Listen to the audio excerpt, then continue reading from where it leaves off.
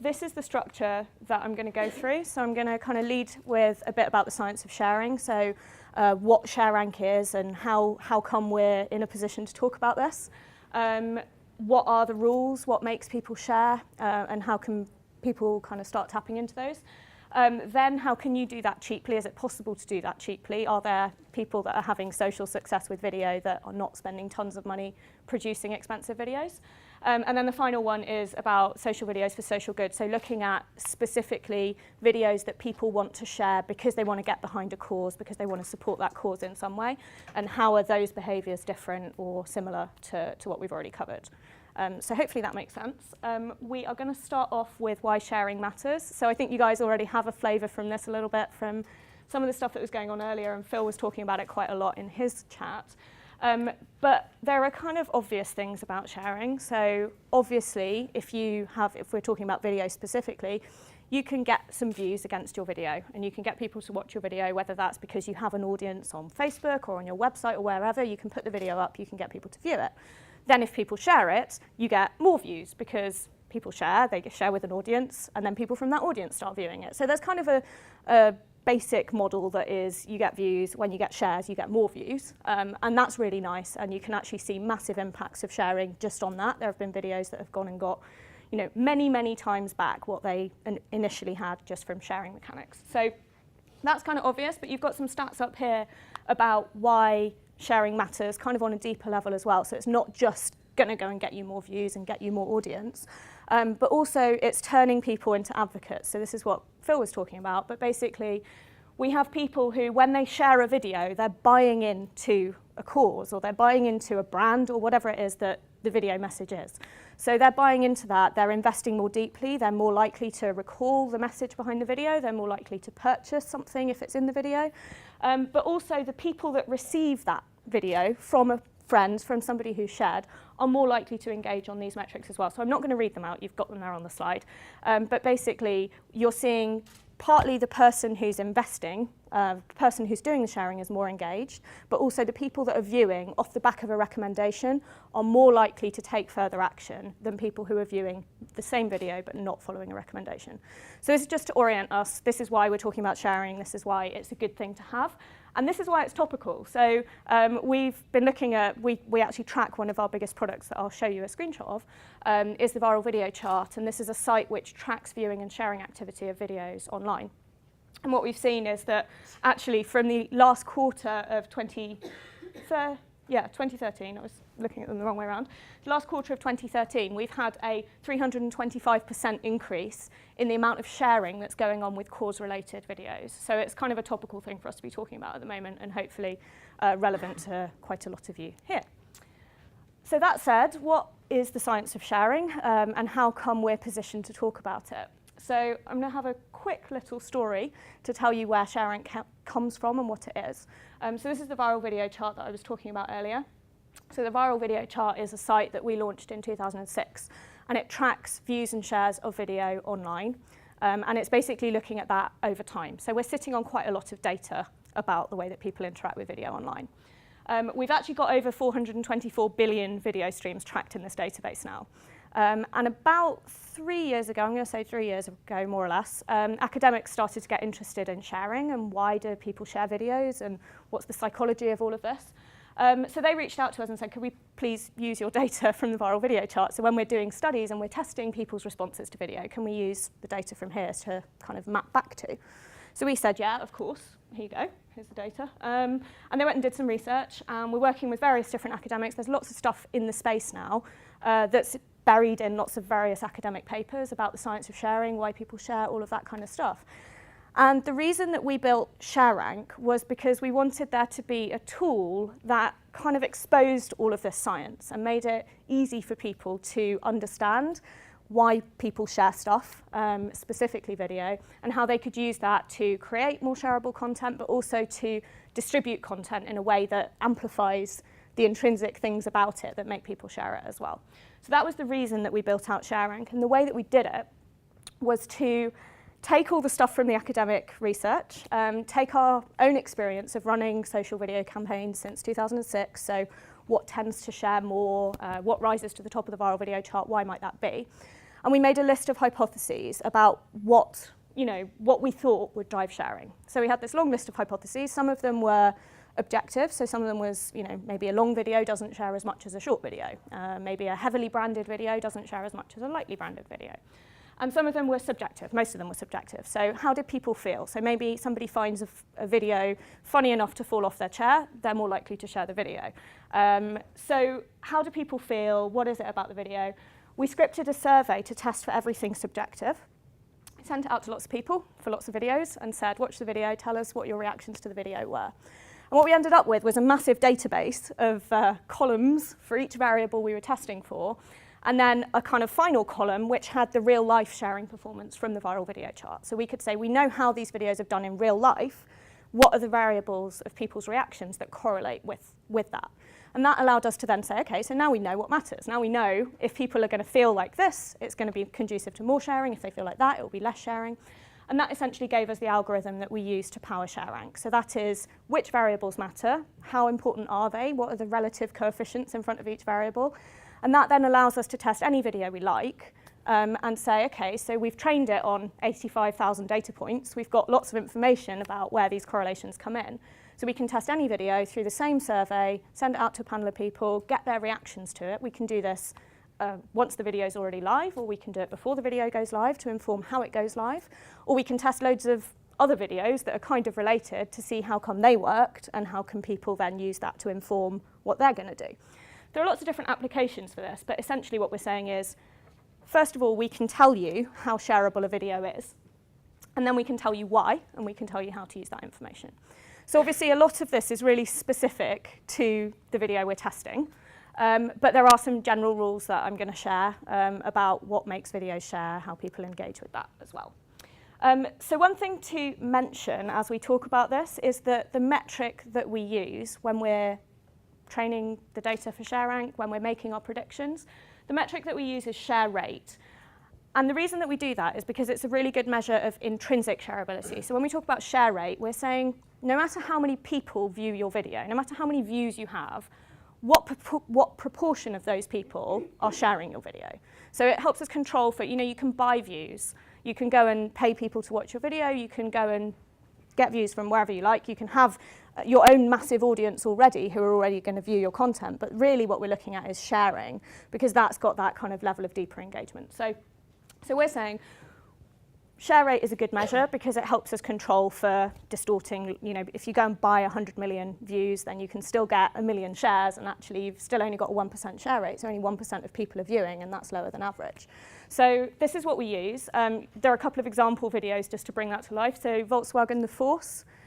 Most of you have probably seen this. If you haven't seen it, you should definitely watch it. I'm not going to play it now because we've got other videos to watch later. But you should watch this. It's a really great video, and this had a 13% share rate. And we're comparing that to Dove Real Beauty Sketches, which was a big video that, again, most of you will have seen. If you haven't seen it, you should go and watch it. They both had the same number of shares. So they both had 5 million shares. But these guys had a much higher share rate. So they had to get way fewer views to be able to get this sharing, this advocacy, than these guys here. So it just gives you a feel for, this one was a more intrinsically shareable video. So this is what ShareRank's doing. I'm not going to spend too much time on this graph, but essentially what we're doing is we're testing a piece of content and we're giving it a score from 0 to 10 to say this is your ShareRank score. Based on your content alone, this is how intrinsically shareable it is because people reacted to it in this way and it went through the algorithm and this is the number that we got. So we're giving you kind of a cross on this graph. So we're saying, okay, ShareRank 7, that's really good, by the way. This is the average share rate in the UK. So it's about 4%. And we're saying ShareRank of 7, that's what you've got. And if it was just down to your content, that's going to come across at about an 8% share rate. You can expect that 8% of people who view this content are going to share it. But the interesting thing here is that it isn't all about content. And you can see these dotted blue lines. And this is actually when we were training our algorithm and when we were plotting all our data points on this graph. There's actually quite a lot of scatter. So you get a deep, density of points along this line, but then you get some scatter out. And what we're seeing there is the effective distribution. So actually, partly you need views to get shares. So you can have the most, you can be the best violinist in the world. I think this is an analogy that one of our academic partners, Karen Nelson Field, uses. You can be the best violinist in the world, but if you play in your bathroom, no one's going to hear you. So it's the same kind of thing. Like, you have to have the right number of views, but then it's also important, what are those views? Who are they reaching? How is your player configured? Have you got sharing buttons on your video? Because if you haven't, even if people want to share it, they're probably not going to share it. Are they the right buttons for the right platforms for the audience that are going to share it? All of that kind of stuff. And actually, you can end up with a piece of content that's this intrinsically shareable. You can end up here or down here, depending on the distribution plan that you have in place. So there's a lot of wiggle room there, basically, from where you have the content to what you then do with it. So ShareRank is kind of looking as a product at both of those things. So it's saying, here's where you are now, here's why you're there, here's what you can do to move up the line and create more intrinsically shareable content, but then here's how you can cheat the line and be above it, even though intrinsically your content shouldn't have been that shareable, but you've distributed it in such a way that you've maximised its potential. So that's what we're doing. This is something that I would like to highlight because it isn't just about sharing. So the name ShareRank probably makes you think it's all about sharing, and it is all about sharing, but it's about specifically important sharing. So it's about creating shareable content, but also content that's relevant to your audience. So we're always testing not just normal people and not just your target audience, we're testing both. So we're saying, here's an average person and how they behave, and then here's how your target audience behaves, so that you can understand how are they different and special, and how do you talk to the people that are going to engage with your cause or that are going to take some kind of other action that are in your target group. And then really importantly, how do you make this content integral to your brand? How much do people actually realise who it is that's behind this content? And actually, we see a lot of content that is really strong, really shareable content, where a brand has come along and stuck an end frame on it, saying, oh, brought to you by this brand. And actually, it's got nothing to do with that brand. There's very little coherence between the brand and the content. It dampens its shareability because people are confused, and when they're confused, they can't feel all the things that make them share. But also, it's complete kind of waste of money, really, if you're going to create some content and nobody knows where it's come from. So it's about making sure that essentially you're in this black triangle between the three. So that is the background to ShareRank. That's what we're doing. That's why we're doing it. So this is a snapshot of what's in it, so that you can kind of start to understand this science. So there are lots of reasons that people share. We've got over 100 variables in the algorithm, and I'd hate to stand up here and tell you it was simple. But luckily, we can slightly simplify. So there's lots of stuff that's going in. But if we want to just look at the two most important variables, the two most significant things, the things with the highest impact in the algorithm, when we're predicting sharing, it's these two. So it's the psychological response. This is the way that people feel when they watch the video. And we talk about psychological responses, not just emotional responses, because there are other responses in here, kind of segmented by the different areas of the brain. So you have the primal responses, which is fight, flight, sex. You have the cognitive responses, which are things like knowledge and confusion, and this is kind of the rational part of your brain, and this doesn't cohere with what I already know of the world. And then you have the emotional responses as well. So we think about them in a different way, but the emotion would be the nostalgia, the happiness, the warmth, the contempt, the disgust, the shock. So you have those, and then you also have the social motivations, and this is the piece that lots of people forget about. So emotion, everybody knows about emotion. It's kind of, lots of people know they need to engage people on an emotional level, but lots of people forget about the social motivation, and this is where you give someone a reason to share.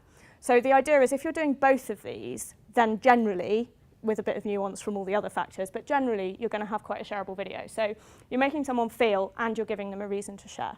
And I'm going to just show you very quickly, and you can email me or tweet me if you want a copy of these scorecards. But these are the 18 psychological responses that we measure, so you don't need to write them down or anything. But basically, there's a range of stuff through positive, negative. You can see them all here. Emotional at the top, and then we've got some cognitive, and we've got the 3 primal down at the bottom. And really, the rule with psychological response is it doesn't really matter which one you do, as long as you do it really intensely. So you want somebody, if you're going to go for funny, you want somebody to laugh out loud. You want them to actually not be able to hold that laugh inside their body because it's so funny. You don't want them to be kind of mildly amused. If you're going to go for amazed, you don't want them to just be like, okay. You want them to be like, oh my God, that's incredible. I'm actually incredulous. I cannot believe that's what's happening. So the idea here is it doesn't matter what you do, but you have to do it really, really hard.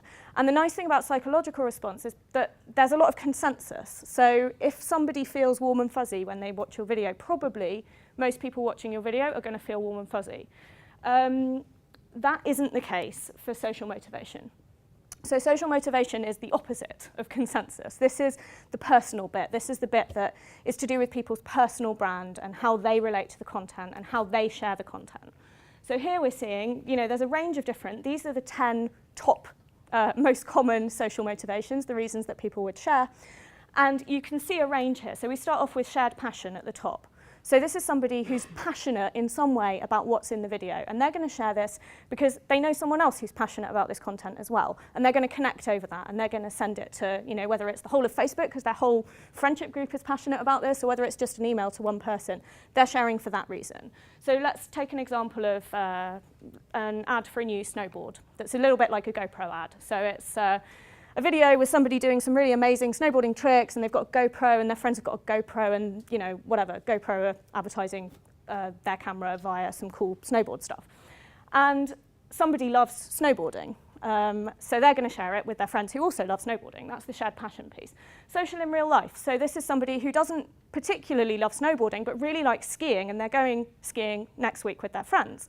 So in this case, they're saying, let's look out for this on the slopes, because this trick was really funny. Let's look out for that next week. So they're taking it off sort of online, and they're taking it somewhere else. You have social utility here. So this is for the person who doesn't really like snowboarding, isn't going skiing next week, but they know that their brother is looking to buy a new snowboard. So they're going to send them because the snowboard in this movie actually looks really useful. Maybe he wants to check it out. So the idea here is with social motivation, you need to offer up, the best videos offer up a whole menu of social motivations for people to kind of tap into, so that the person with those experiences can do that one, and if they don't have those experiences, there's something else for them to do. So the idea here is make someone feel. Feelings generally will translate across everybody. Social motivations won't, so give a range of different reasons that people might be able to share this video. Branding, this is something that I said we were testing for up front. So when I was talking about the algorithm and I was saying what went into it, branding was one of the things that we tested for. So a heavily branded video will share less well than a lightly branded video. And the really good news is that actually there was no correlation. So we've got over 85,000 data points going into this. There is no independent correlation of branding and sharing. So this is really great news. And some of the best videos that we've seen from brands and from social organisations are the ones that actually claim the content of the video really early as being to do with the brand. And there's a coherence between the brand and the kind of content and the emotion that's trying to be evoked. So really, this is one of our core recommendations for people who are trying to get a message across using video, is don't be afraid of your brand, because it really isn't going to stop people sharing. It's not going to stop people engaging with your content. Yes, sometimes if you create a really rubbish video and brand it heavily, it will get scored as a really rubbish video because it's not psychologically responsive and it hasn't got any social motivations, so it's just a rubbish piece of content. But the presence of the brand hasn't made it rubbish. That's just rubbish on its own.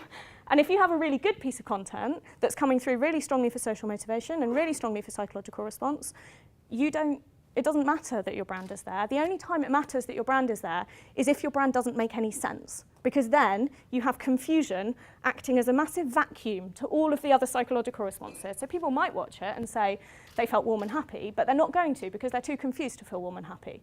And that actually comes through quite a lot. We test a lot of content that the brand and the content just don't make any sense, and people get too confused to participate in the whole thing. So message is, yeah, don't be afraid of branding. The next message is distribution is really important. So lots of people spend a lot of time thinking about content.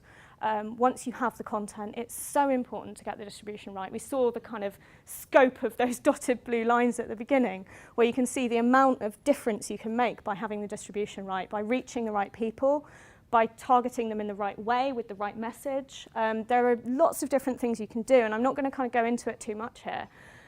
But we talk about one of the recommendations from ShareRank would be, okay, so here's who it's shareable for, here's where they are. They're on these environments, they're using these devices. This is where you go and reach them. You don't make them come to you. You don't say, oh, we've got a Facebook page, so we're just going to put this on our Facebook page. Because, yeah, you'll get a few people from that, but you're not going to get everyone who's most likely to engage with your content. The idea is you need to take the content to them, where they are, where they're spending time, and let them see it there. It's also about what's the mechanic for delivery of that content. So if you have a video, let's put it inside a player that has the share. If this audience want to share it mainly on Pinterest and Tumblr, then let's have those sharing buttons on the video so that people who want to share it there can share it there straight away.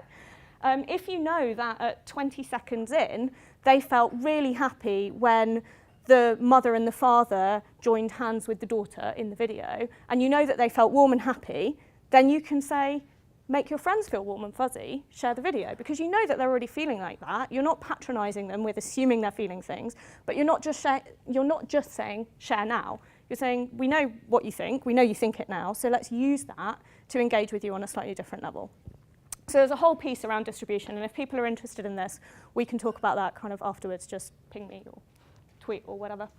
The other thing that I will flag about distribution is something that not many people seem to know, that this is a social diffusion curve, and this is really important. This is showing you, when you look at share rate, what percentage of people are sharing your video. You start every video, generally, the rule is, every video starts high and diffuses very, very quickly. So this is number of days here, and you can see that peak is on day 1. So as soon as you get your video out there, that's when most sharing is going to happen. So there's this kind of conventional wisdom that when you launch a video, it's good to kind of pace it and make it last as long as you can. And if you have a budget to put against it, then you want to pace your budget and get a few days this day, a few views now, a few views later, a few views right at the end. The social diffusion curve would say no. If you have a shareable video, if you have something that people are going to want to engage with, then you want to do it really hard, really fast, right at the beginning. And you want to get as many views as possible here when people are sharing most. And you don't want the views to be coming in here when it's old news and people are stopping to share it. So this is the other thing that is worth knowing about distribution. I'll actually show you some examples of that later. So the next piece is doing it on a shoestring. So are there any examples of people who've managed to create shareable videos and to have some level of viral success, if you want to call it that? We prefer social success because viral is not a great thing to aspire to, really. It's much more helpful to talk about social, about engaging customers, about forming a relationship, having a conversation. That's something that's going to continue to come back to you versus a viral thing that might reach lots of people, but not really engage them, and they're not going to come back. So can we do this? And I'm going to just show you a couple of examples of a video. The first video is this one. Hi, I'm Mike. Founder of DollarShaveClub.com. What is DollarShaveClub.com? Well, for $1 a month, we send high-quality razors right to your door. Yeah, $1. Are the blades any good? No. Our blades are great. Each razor has stainless steel blades, an aloe vera lubricating strip, and a pivot head. It's so gentle, a toddler could use it. And do you like spending $20 a month on brand name razors? 19 go to Roger Federer. I'm good at tennis. And do you think your razor needs a vibrating handle, a flashlight, a back scratcher, and 10 blades? Your handsome-ass grandfather had 1 blade and polio. Looking good, pop up! Stop paying for shave tech you don't need. And stop forgetting to buy your blades every month. Alejandro and I are going to ship them right to you.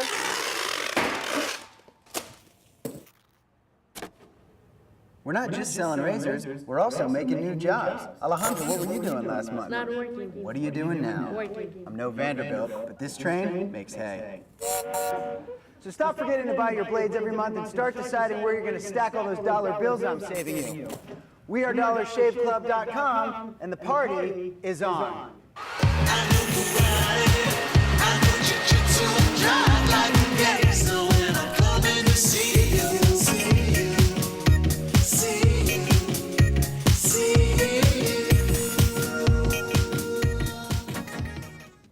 Okay, so this makes 2 points. The first point is that having a brand in there doesn't make your content rubbish. So this is a really good example of a piece of content that's all about the brand and that's been massively successful. The other point that it makes is that you don't have to have tons of money to do this stuff. These guys didn't have tons of money. This isn't a high-budget piece of production. They had a video camera and some props, and it's worked really well. And the really nice thing here about this kind of being able to do stuff on a budget is these new agile technologies where actually people are really keen for stuff that taps into recent stuff that's going on, taps into memes, And they're happy for you to produce it in a quick way. And they don't need it to be high production. And actually, a lot of the most social content isn't really high production value. And the nice thing about the psychological responses, when you're thinking about, okay, if we're going to create something, which psychological response are we going to go for, is actually a lot of those stories, a lot of those feelings you can create without loads of money. I mean, sometimes you see awe coming through because it's such an amazing, you know, this is like a movie trailer, might evoke awe because it's such a high production, amazing thing. But most of the content doesn't have to have high production to evoke those feelings, and the feelings really are the most important thing. So we have one other example. If I can move on to, I'm sorry about the way that the video is jumping as well. These are kind of embedded in the presentation, so it might not be as smooth as it normally is. So have a watch of this one.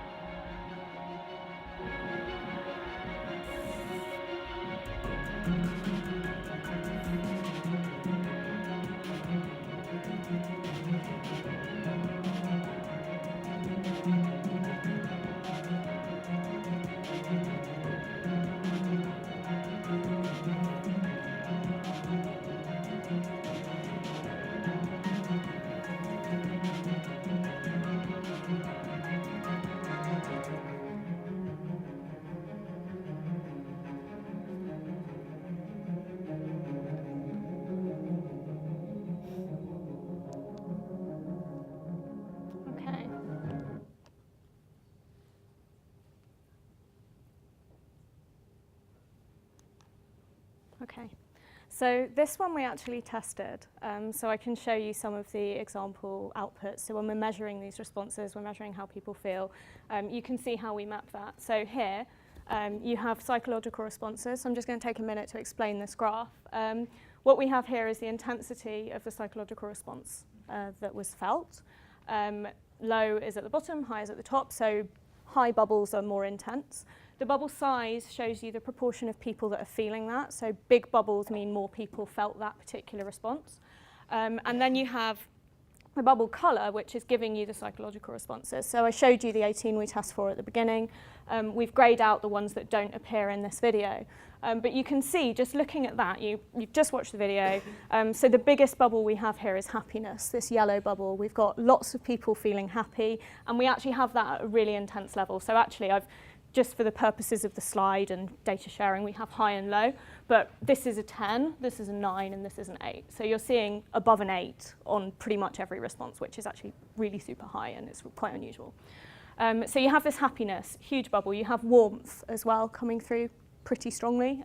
Almost as many people as felt happy felt warm. You have a little sadness bubble in here. You have some inspiration, and then you have a few bubbles behind, or surprise as well. So this just gives you a feel for the way that people are responding to that video, and I'm imagining that most of you, having watched that, could probably identify with some of the colours that are on that map, so I'm getting a few nods, so that's reassuring. This was actually a US test that we did. We have the market norm here, so what you can see just from the norm for reference is that generally in the US videos are this red colour, which is hilarity, but at that intensity it's amusement really. So mildly amusing, a little bit surprising, and a little bit happy. So you can just see how this video's kind of smashed it in terms of the psychological response. And this is really not a high production video. This is somebody, a fireman who had a GoPro on when he was doing this rescue, and that GoPro have then approached and said, can we use your content? So this really hasn't cost anything to make, and it's really, really successful.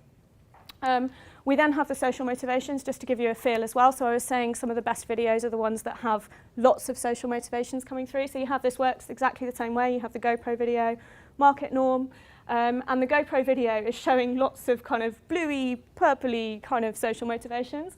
What we see here is this purple shared passion bubble. So lots of people probably love cats, and this is a really cute cat, and they're sharing with other people who are going to appreciate the cute cat. Interestingly, social utility is coming through for this, which is nice for GoPro, because this is the motivation that says, I'm sharing this with you because the product might be useful to you. So this is nice, because they didn't even actually make this content, but people are still sharing it because they're saying, wow, look at the GoPro. The way the GoPro captured this is actually really quite impressive. So we have that. We have some self-expression, this black, which is people saying, I'd like to think that I would do this. This says something about me. This is something that I buy into. So again, you see that this range of motivation, some people, the blue, are sharing to ask opinions. What do you think of this video? Do you think that he should have done what he did? And all of this kind of stuff. So you have a range coming through. You have this nice light blue, which is social good. So I'd share this because I believe in what's going on. And actually, this is one that I'm going to focus on in a minute as being sharing to support a cause and to get behind something that's bigger than you. And that's a piece that we're going to focus in on, and this is actually what my own research is on as well. So the idea here is, again, it's doing really well on social motivations, really well on psychological responses, didn't cost much money, so you can do it too. So now we talk about social videos for social good. So if we specifically hone in on that social motivation that I would share because it's for a good cause and I want to help, let's look at how things change for that. So here we have a guy called Morozov, who I don't know how many of you, let's have a show of hands, how many of you guys have heard of the term slacktivist or slacktivism? Okay, all right, so a few. So the idea behind slacktivism is that you shouldn't create content that allows people to take a light action because it prevents them from taking a heavy one. So you shouldn't allow people to share your videos. You shouldn't optimize for sharing because that will stop them donating. It will stop them doing something else because you kind of emotionally stimulate someone, you make them feel like they have to take some kind of action, and then you give them a really easy one. So they're not going to do the hard one. And this is his hypothesis. And it's a really interesting hypothesis. It's quite a seductive hypothesis. There are lots of people out there who talk about slacktivism. And it's something that's going to be quite important for people in the room to think about. The nice news is that there's also a lot of research that says that this isn't the case. And there's a lot of research out there that talks about how actually you can, maybe for some people, they're not, if you let them share, they're going to share, they're not going to donate, but maybe later they will. And they've bought in, and we were talking about how they're more likely to recall the brand, they're more likely to engage on a deeper level. So those people may well come back and engage on a deeper level because you've given them this opportunity to participate more deeply and to drive a conversation and to be part of something stronger than just pressing a donate button. So there's a lot of research around that. There's a lot of research around actually if you get people to engage with certain causes in certain ways, they're just more likely to give and to support causes in general. So it's wider than just you as well. It's about a kind of mind shift and helping people to engage in deeper ways that doesn't just make it transactional, and that's a really positive thing. And actually, this is some of the data that I've pulled recently, which shows you the intent to share to support a cause. So we measure this on an intensity scale. So you have not at all on 1, and then you have very much on 9. So this is how likely are people, across lots of videos, how likely is a particular person to share this video to support a cause? And then how likely are they to find out more? And we're using find out more as kind of a proxy for this slacktivist behaviour. So really, to want to do anything, to go out and find out more about the cause, or to go and find out how to donate, or to do anything else, you have to find out more. So what we're seeing here is a really nice correlation where the more you want to share to support a cause, the less you want to, basically, the more you want to share to support a cause, the more you want to find out more. You have this nice green bit down here, and the correlation all sits in the middle of this graph. So what we're not seeing is what Morozov would predict, which is that actually your intent to find out more goes down as your intent to support a cause goes up. That's not what we're seeing. So this is really good news for talking about sharing behaviours specifically as it relates to social causes and social organisations. Does that make sense? Okay, cool. So when we're looking at videos that people want to share for reasons of social good, these are the top psychological responses that come through. So this is what we're seeing is when people are motivated to support a cause and they're going to share because they're supporting the cause, we're seeing that the first thing, the most prevalent response across lots of different videos, lots of different people is happiness. Then we have warmth, then we have inspiration. So these are our top three, happiness, warmth, inspiration. Then we have awe and surprise as well. So you can, I mean, that kind of sanity checks, doesn't it, if you think about the sorts of messages that social organisations are trying to get across. But this is what we're seeing, and obviously there are 18, and there's kind of a graded scale that goes beyond these as well. But to show you, these are the top 5, and I think these are the ones that Rav is going to be touching on a bit later in the workshop as well. So I thought we'd finish off having a quick look at March 2014, because it was a really big month for cause-related videos. And this is a chart of shares. So shares of video in March 2014. And you had 4 really big videos in March. And I don't know how many of you have seen these videos, but I thought we would play them and have a look because it gives you a feel for the way different people are using psychological responses. And you can just start to get a feel for how this is being done in the kind of charity, not-for-profit type sector. So the most shared video was the most, and I didn't have room for the full title here, it didn't visualise it for me, but this is the most shocking second a day video from Save the Children. So this was the most shared video in March. We had Dear Future Mum, which was about Down syndrome, and it was for, I think it was World Down Syndrome Day that it was kind of created around.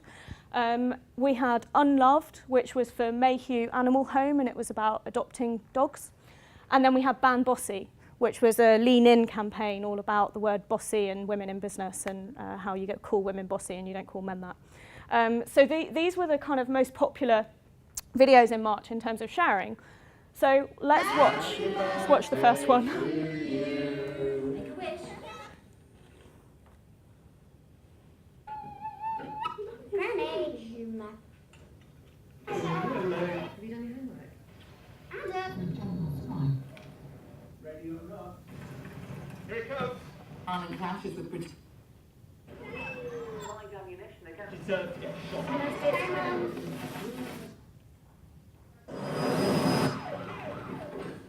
Airstrikes on rebel position. We are going to stay.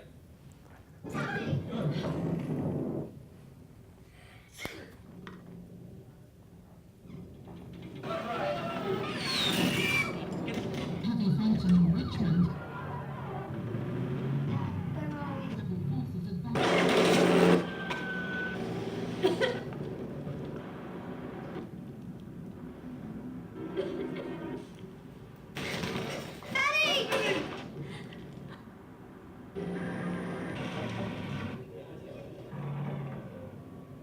Happy birthday to you.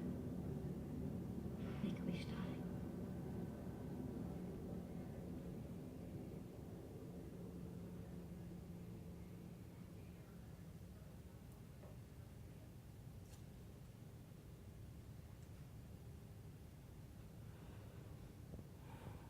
Okay, so that's kind of a completely different type of video to the ones that we watched earlier.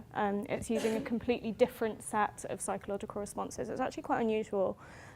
These are purely negative responses. We tested this video, this is what came through.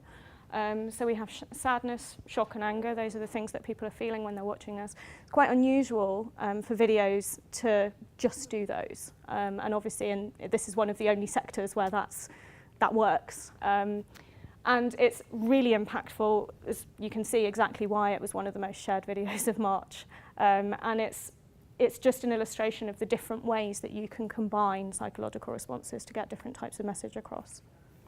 The other video that I want to show, if it will let me move on. So this is something that I wanted to show you. So shares, when you look at shares, this is just shares over time, and you've got a visualization here. So we said most shocking second a day video was the most shared video of March. We had the second most shared was Dear Future Mom, and that one, if you look at views, actually was a really great success. Because if you look at the number of views, that this is where we come into the share rate being a good metric. So most shocking second a day had a lot of views. Dear Future Mum had much fewer views, and actually when you look at the share rate, that was the winner. So I thought we'd watch that one as well, just to round off the presentation, and then I would suggest that you guys do watch the other two, Ban Bossy and Unloved as well, because they're also really interesting videos, and they have, again, completely different psychological responses. With Unloved, it's a much more traditional use of the negative emotion. So normally we see that videos tend to use negative emotions to amplify an ultimate positive emotion, and they take people on this kind of emotional roller coaster of go through sadness to get to happy and warm, for example. So that's the Syria video from Save the Children is very unlike most video content, and the Unloved will give you a feel for a more traditional way of using negative emotions. Both work really well. So this is the second place video, or the first place if you look at share rate.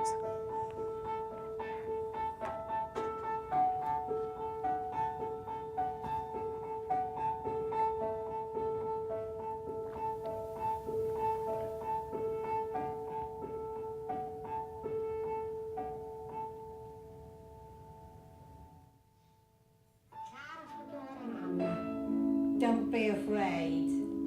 Tu niño podrá hacer muchas cosas. Podrá marcharte. Podrá correr hacia ti. Il pourra parler et te dire qu'il t'aime. Il pourra aller à l'école como todos. Il le ferait même. Il pourra t'écrire si un jour elle est loin. Because indeed, he'll be able to travel too. Il pourra aider son père à réparer son vélo. Podrá laborar y ganar su dinero. Avec ce salaire, il pourra t'inviter à dîner. O ficar in appartamento e andare a vivere da solo. A volte sarà difficile. Io capisco. Quasi possible. Et c'est pas pareil pour toutes les mères. Dear future mom, Tu figlio potrà essere felice. Come lo sono io. Et tu seras heureuse aussi. Vero, mamma?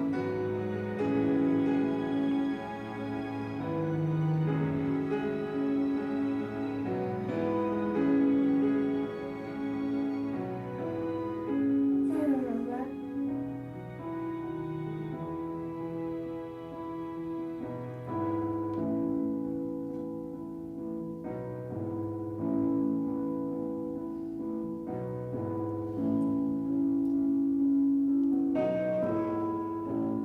Okay, and I am going to leave you there. So I'm around all day if you guys have questions, if you want to chat about anything. And thanks for having me and listening to me. Oh, I need to take this off.